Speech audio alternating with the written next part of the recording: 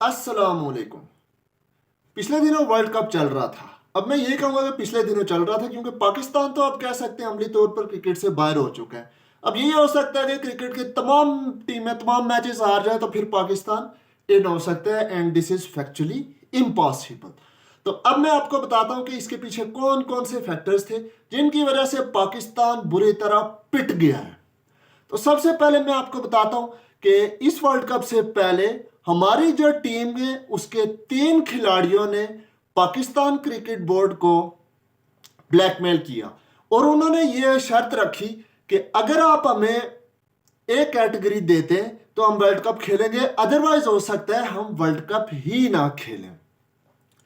और इसमें सबसे बड़ा जो किरदार था वो था इंजमामुल हक ने, जो ये कोच है इनके। और वो फ्रंट लाइन पे आए और उन्होंने इस इशू को रिजॉल्व किया। उन्होंने कहा कि ये विद इन 24 आवर्स आपका ये इशू फिक्स हो जाएगा।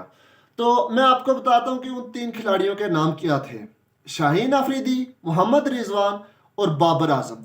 तो अब मैं आपको बताता हूँ कि ए कैटेगरी में आने के बाद इनको क्या फायदा हुआ। ए कैटेगरी में आने के बाद इनकी तनख्वाहों में कई गुना इजाफा हो गया और इनकी तनख्वाहें 40 लाख तक चली गई। 40 लाख। ये अभी हमारे वजीर आजम, क्या वो सुप्रीम कोर्ट के जज की भी इतनी बड़ी तनख्वाह नहीं है जो इनको मिलना शुरू हो गई है। उसके बाद इनका जो कॉन्ट्रैक्ट है वो 3 साल का है, 2023 से लेकर 2026 तक। अब इनकी तनख्वाहें 40 लाख होंगी, लेकिन ये ऊंट के मुंह में जीरा है। इसके अलावा आप देख सकते हैं कि ये एड्स पर एड्स किए जा रहे हैं, एड्स पर एड्स किए जा रहे हैं पैसा छापने के लिए। इनसे आप मॉडलिंग करवा लें, इनसे आप कोल्ड ड्रिंक्स के ऐड करवा लें, इनसे आप डिफरेंट ब्रांड्स के कपड़ों के ऐड करवा लें, वहां पे ये बड़ी अच्छी परफॉर्मेंस देते हैं। मैं आपको बताऊं कि ये वर्ल्ड कप से पहले इनकी जो 6 से 7 फ्लाइट्स थी, 6 से 7 भी नहीं बल्कि 8 फ्लाइट्स थी जो वर्ल्ड कप से पहले की थी। अब इनका ध्यान बिल्कुल भी वर्ल्ड कप की तरफ नहीं था, ना इनको परफॉर्मेंस से कोई खास गर्ज थी। इनका काम है सिर्फ नोट छापना और बाकायदा ये ब्लैकमेल करके इन्होंने ये सारी चीजें की। अब एक और चीज मैं आपको मजे की बताता हूँ। बात सिर्फ इतना नहीं है कि इन्होंने सिर्फ इनका ये कोई जाती अमल था कि हमें एक कैटेगरी असाइन की जाए। इनका एक मैनेजर है। ये इन तीनों प्लेयर्स का एक ही मैनेजर है जिसका नाम है तलहा रहमानी, जो कि एजेंट है। शाहीन शाह अफरीदी को भी मैनेज करता है, मोहम्मद रिजवान को भी मैनेज करता है और बाबर आजम को भी मैनेज करता है। ये कैटेगरी दिलवाने में सबसे बड़ा हाथ इसका और इंजमामुल हक का था। तलहा रहमानी इन तीनों का सोशल मीडिया अकाउंट्स को भी मैनेज करता है। इसके साथ साथ इनके तमाम इश्तेहारात, इनके तमाम एड्स और इनके सोशल मीडिया को भी यही बंदा मैनेज करता है। और एक और बात मैं आपको बताऊं, तलहा रहमानी की जो कंपनी है ना, उसमें मोहम्मद रिजवान इस कंपनी का शेयर होल्डर है।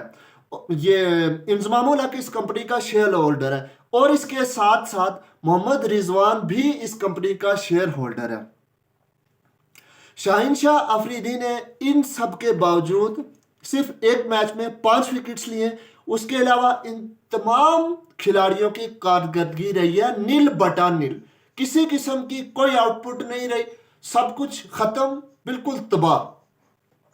ना तो इन्होंने इंडिया के खिलाफ कोई परफॉर्मेंस दिखाई, ना इन्होंने कोई अफगानिस्तान के खिलाफ कोई परफॉर्मेंस दिखाई। कल श्रीलंका के अगेंस्ट फिर भी किसी हद तक बेहतर थी, मगर जिस तरह ये हमसे पैसे डिमांड कर रहे हैं, जिस तरह ये खेल रहे हैं, तो वो कहीं पे भी इनकी परफॉर्मेंस के साथ वो मैच ही नहीं कर रही।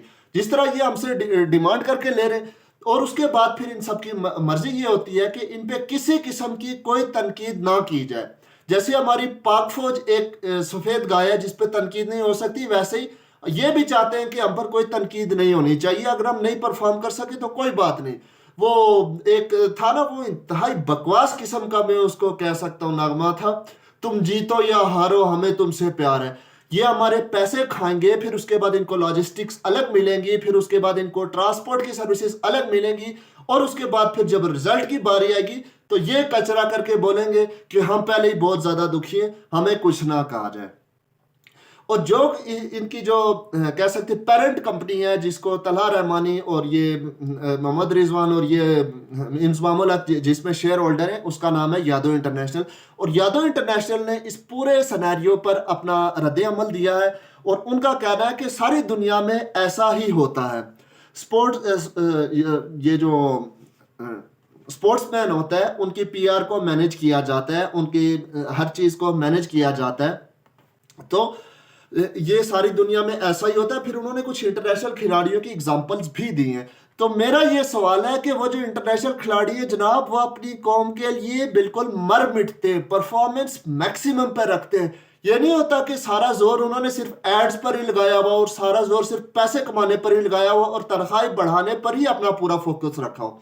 आप लोग अच्छी तरह जानते हैं कि पाकिस्तान में क्रिकेट सिर्फ एक गेम का नाम नहीं है, बल्कि इसके साथ पाकिस्तानियों के तमाम इमोशंस जुड़े हुए होते हैं। हमारे लोग के बहुत ज़्यादा सेंटिमेंट्स होते हैं, उसके बाद फिर हमें रिजल्ट में ये मिलता है। तो अब इसके बाद मैं आपको बताता हूं कि पाकिस्तान में एक बंदा है आजम खान, जिसने पीएसएल में बहुत ज़बरदस्त परफॉर्मेंस दी है। और उसके बारे में मैं आपको बताता हूं कि उसकी परफॉर्मेंस अगर उसको आज टीम में अपने साथ ऐड कर लिया जाता तो डेफिनेटली इससे कुछ ना कुछ बेहतर ही होनी थी।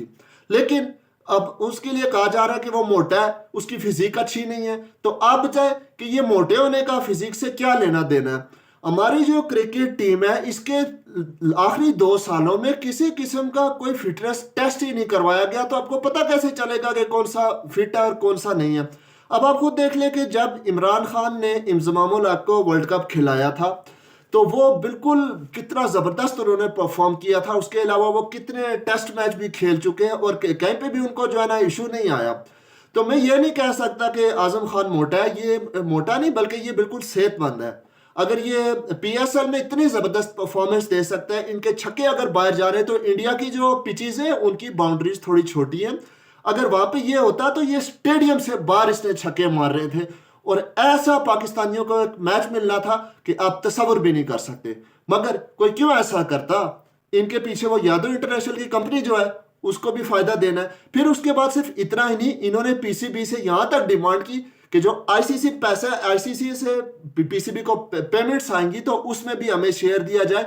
इनकी ये डिमांड भी मानी गई। लेकिन उसके बाद रिजल्ट क्या निकला? नील बटा नील। अपनी राय का इजहार कमेंट बॉक्स में जरूर कीजिए। अगर आपके पास क्रिकेट टीम से रेलिवेंट किसी भी किस्म की कोई इंफॉर्मेशन है तो डेफिनेटली उसको शेयर कीजिए कमेंट बॉक्स में। नेक्स्ट वीडियो में उसको हिसाब में आया जाएगा। Thank you.